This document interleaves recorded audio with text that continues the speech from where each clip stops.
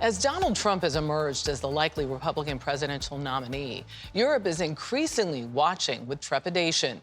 The head of NATO says Trump is weakening the alliance.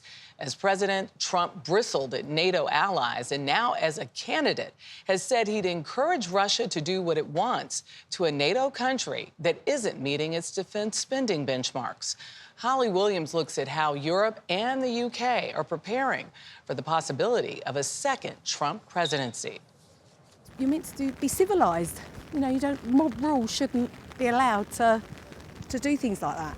In Europe, a second Trump presidency is viewed by many with fear and loathing. I think it'd be absolutely horrendous. I think it'd be dreadful. With money, females, everything, you just think, why would anybody else vote for him again? He just seems to be relatively misogynistic, racist and kind of anti-immigration on the whole, which isn't great. So not a fan then? Not a fan. According to a recent poll, over 70% of people in the UK have an unfavourable view of Donald Trump.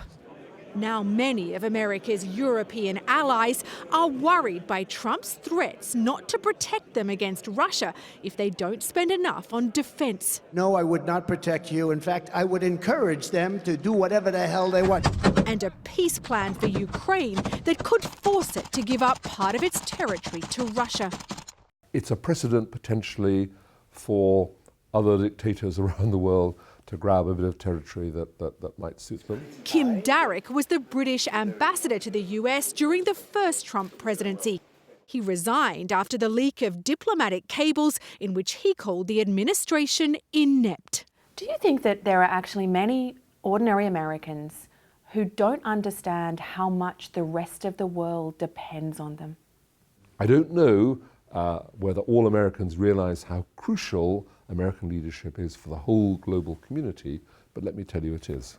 For CBS Saturday Morning, Holly Williams, London.